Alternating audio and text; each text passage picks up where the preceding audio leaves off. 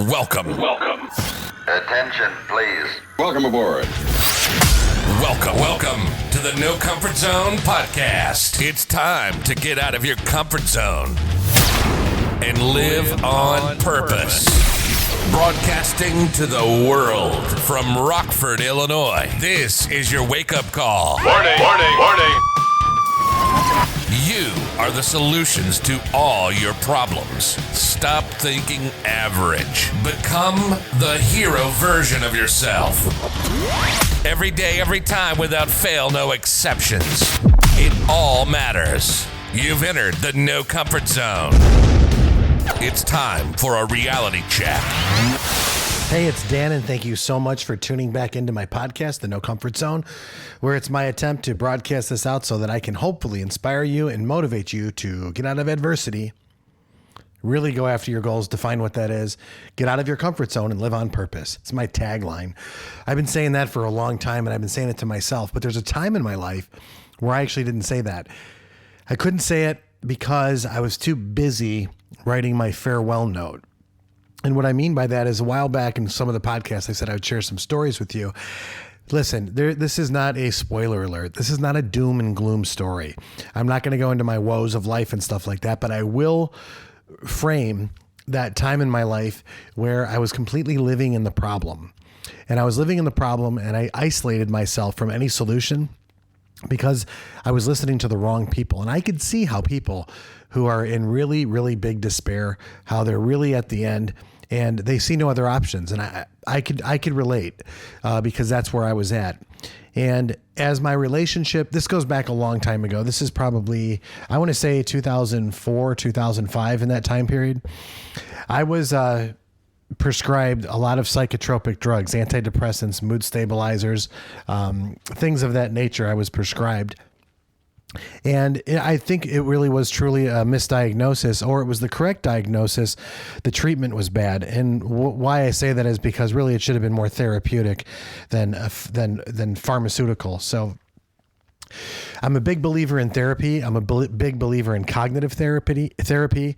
And the reason I am is because that's quite frankly, truly what got me out, and some support from some very close and some very, close family members and some close friends.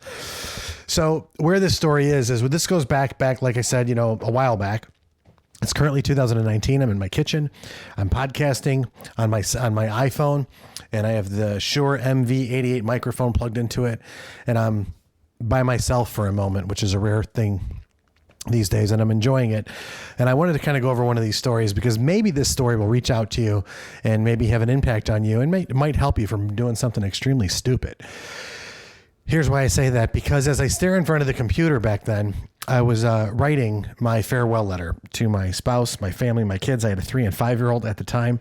And I was writing that letter to basically say that I'm sorry that I didn't turn out to be the ideal version of the father and the husband that you wanted me to be. I'm not happy with myself as a man. I'm not happy with myself in any area. And it was all because of one thing. It was really the catalyst, or the point where all this really came to a head, is my wife at the time was not showing me any physical affection, emotional affection, or support. And going through this time period, there was a huge disconnect. So I chose to drink a lot. I chose to do a lot of things, and I could see why it got to that point. And again, this isn't a doom and gloom. I'm just trying to reference what was going on at that point. And by isolating myself and continuing to take the medication without following through on the therapy, it's a hand-in-hand thing, and not stopping the drinking, I got myself into a very suicidal state for a long period. So as I was by myself on a Sunday, like I am today, I was writing a suicide note. And the suicide note was, quite frankly, like a 2-page suicide note. And as I was writing it, I was crying.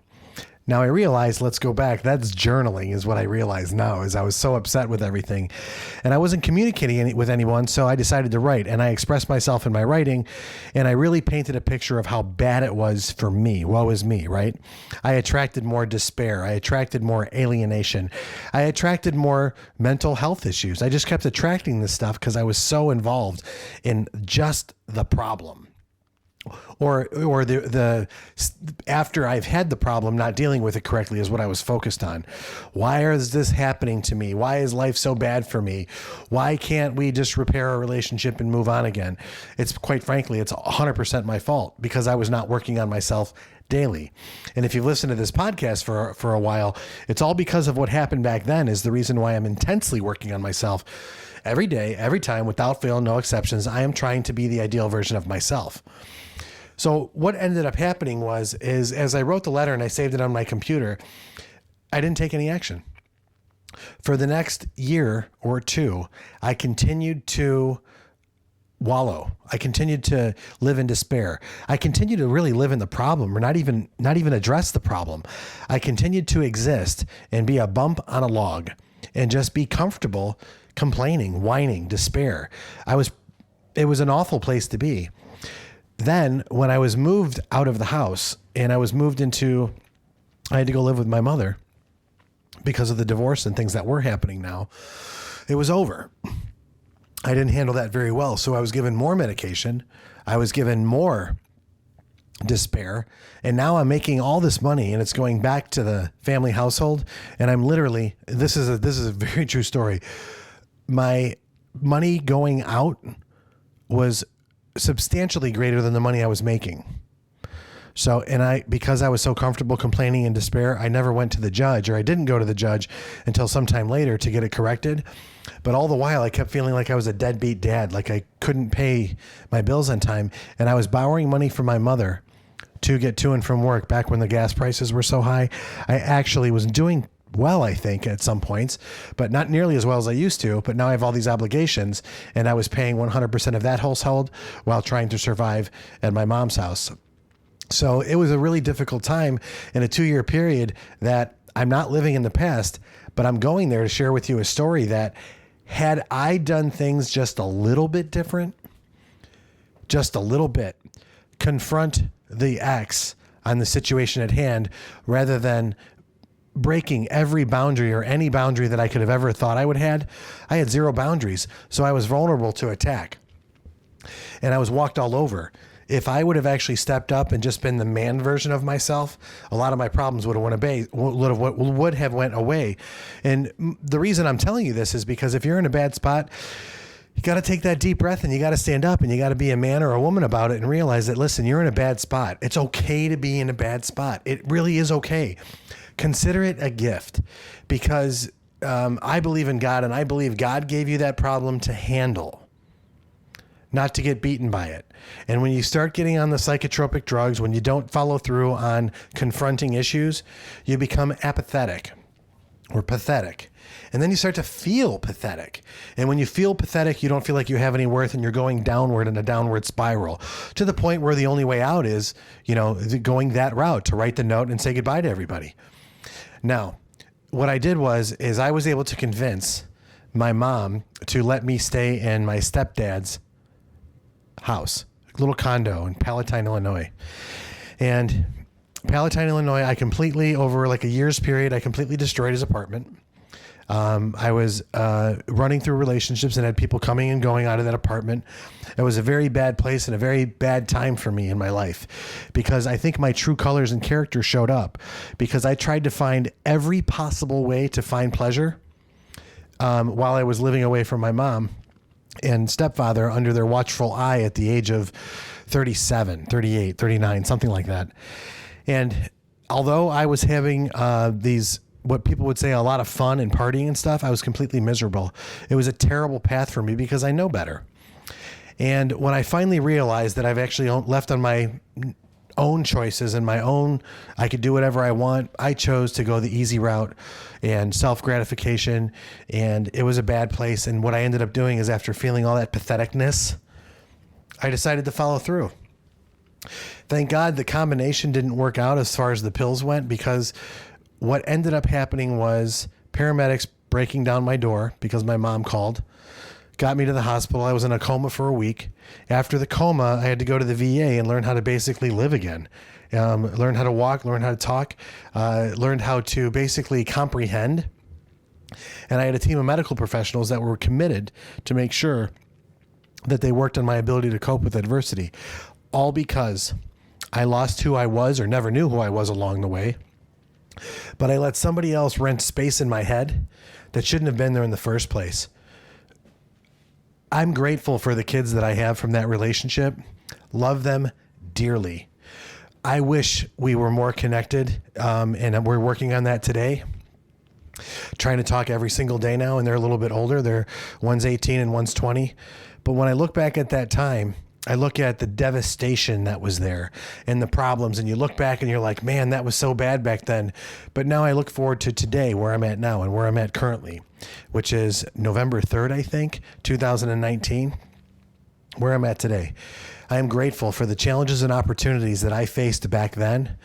I'm grateful that I actually wrote a letter and was able to identify that here are the problems that are in my life. Here's the reasons why I'm feeling and thinking and going to do this, because I can go back to that letter and reference that today and look at how grateful I am.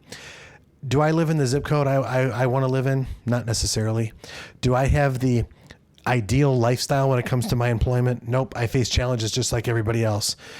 But I do have some things that are really great. I have a family that loves me. I have 3 amazing dogs, by the way, that are all crashed out, sleeping in the kitchen and somewhere today as I'm walking and pacing and talking to you. But I also have the opportunity that tomorrow is going to be a day that I can create.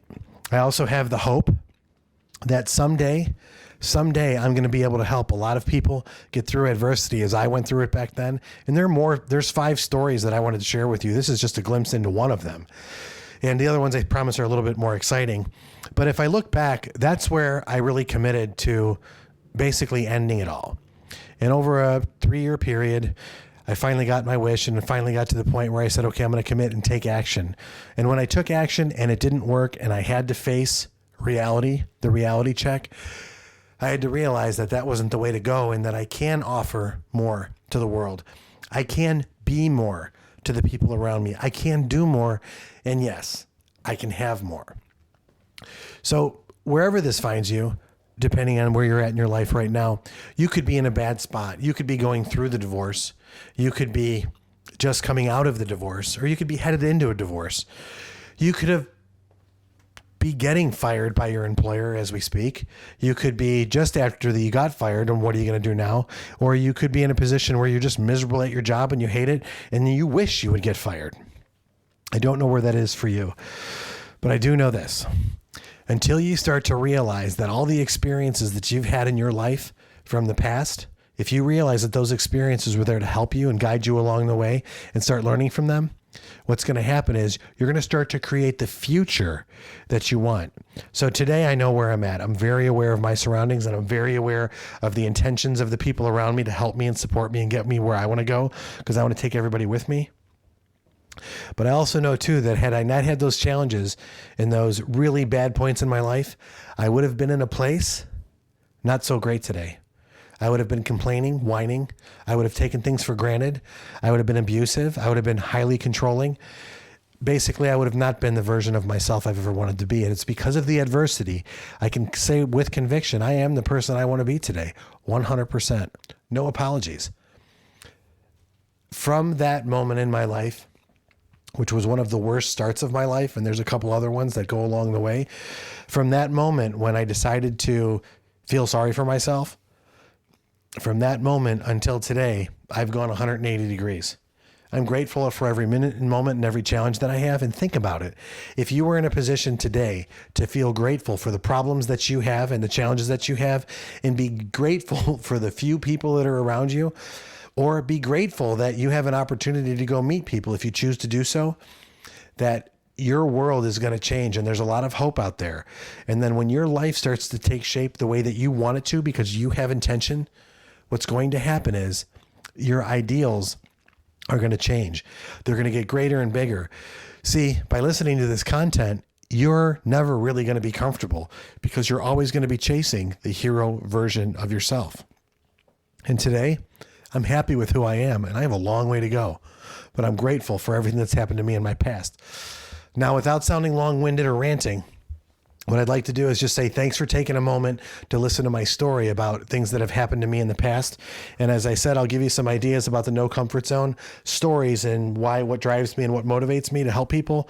And I'll be honest, being kicked out of my own life by my ex-spouse, having to deal with the IRS, the judge, not being able to see my kids, being able to see my kids and not showing up for visitation because I was such a train wreck. All of those things have really created a better version of myself. And I wish you never have to go through that. But if you're going through it right now, there is a solution. People care about you. You need to know that people do care about you. And more importantly, if you stop being selfish and realize that you have to start caring about other people and it's more about them than it is about you, that just might be enough to save your life so that you can be the hero version of yourself when you decide to go for it. I hope this served you. I don't want to rant anymore, but listen, if you need more information, if you need help, Dan at the No Comfort Zone. You can email me there, Dan at the NoComfortZone.com. And let's see, maybe I can actually help you start to go after your goals, which is the fun part, or get out of adversity, which is the real hard part. Best of luck to you, and I hope you have a great day. Say goodbye. Want more of the No Comfort Zone? You can follow Dan on Instagram and Twitter at No Comfort Zone 1. Bye. Or on the web at thenocomfortzone.com. Bye-bye. Bye-bye. Thanks for listening to the No Comfort Zone podcast. Bye-bye. Bye-bye.